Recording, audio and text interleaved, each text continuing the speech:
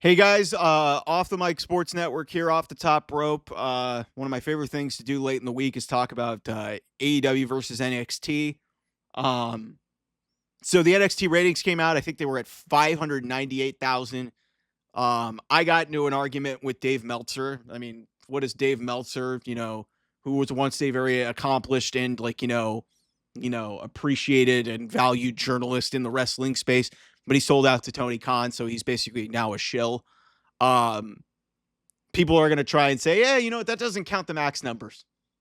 Guys, AEW was live everywhere last on Wednesday night. Live everywhere, coast to coast. Don't tell me that was to the detriment. Like, if that's the reason why, like, these are the same similar numbers that they've been getting for most of the last month or so. So even if you did miss it, AEW didn't do a good job of promoting that. Hey, they were coast to coast, and they were going to be on early on the West Coast and in other time zones. I've said it before, and I will say it again. Max does not matter one iota in terms of streaming, especially when it comes to sports.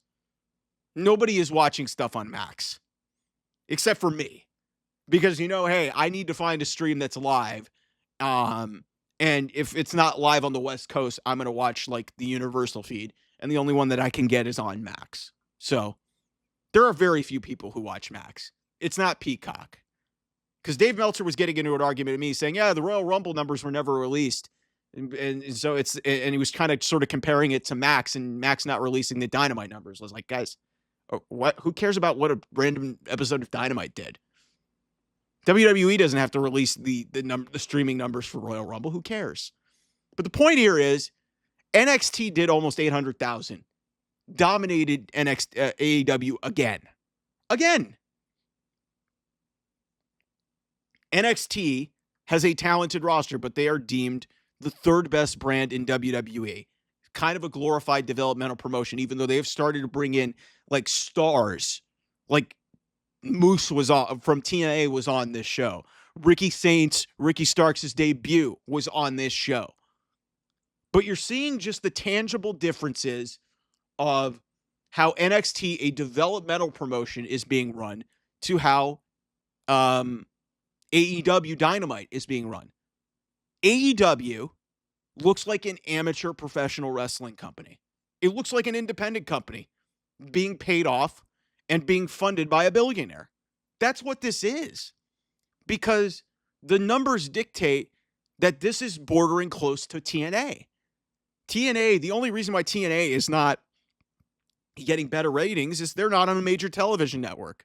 I think they're on Access TV, which I don't even know if that's accessible to a lot of the world. Like TNT, Max, TBS, Turner, like all Warner Brothers Discovery. That is a big platform to have. And you're not getting 600,000 viewers. And then some of the stuff that makes it on television is you're seeing Christopher Daniels, a longtime veteran, blading, and an early camera cut sees him visibly blading himself. I'm sorry. That stuff cannot happen on a major North American professional wrestling show. If that happened in WWE, we would be crucifying Triple H in production. We crucify them for any small botches that happen. But given the way that AEW talks so much shit and tries to rationalize that, hey, we're so good at this, we have this great a roster. If you put the effort in and didn't look like a sloppy shop and an amateur professional wrestling company, you wouldn't be losing to NXT on a regular basis. And go check the recordings, go check the videos on this channel. I told you guys that this was going to happen. I forecasted this once the CW stuff was finalized and once the move to CW was going to happen. I told you that almost immediately that NXT was going to outrate AEW Dynamite on a regular basis. I didn't expect it to be this bad, but it has gotten bad. And I think a lot of the reason why a lot of people have migrated away from AEW is obviously, the whole situation with the Young Bucks airing that and Tony Khan airing that footage from All In and basically proving CM Punk right. But it's also, there's a bunch of amateur bullshit that happens. Look at that Thunder Rosa situation. with Megan Bain and Penelope Ford. And I appreciate Thunder Rosa going on her show, Busted Open, that she's a regular on Sirius XM. Go listen to that show. A lot of great people over there that I used to work with. But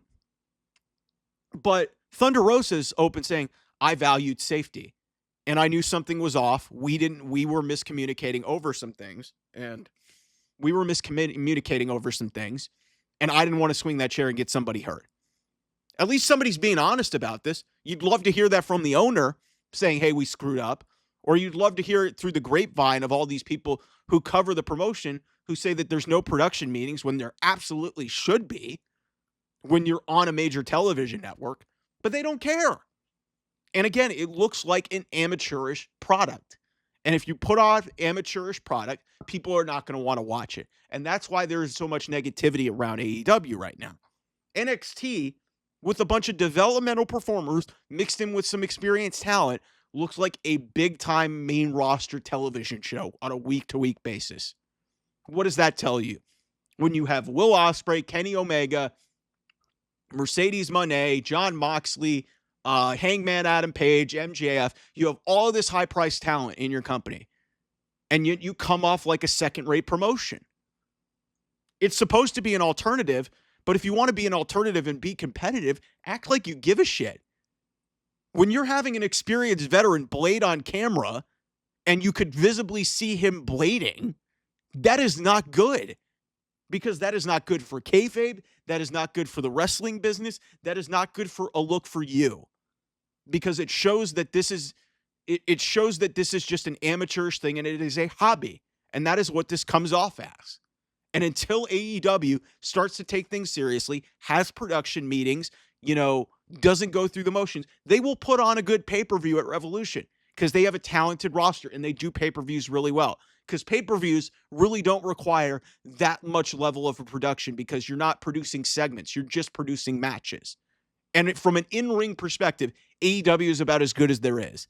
They have some clunky stuff that goes on and they have wrestling that doesn't really mean anything, but usually the wrestling's pretty good.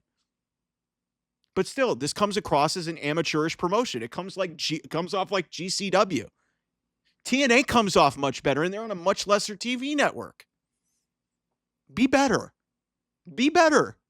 And if you're one of these AEW shills who are just endorsing this crap, you're just as much a part of this problem. Dave Meltzer, you used to be a respected journalist. Why do you consistently try to push the narrative that everything's okay? It's not. Anyway, I'll talk to you guys soon. Bye-bye.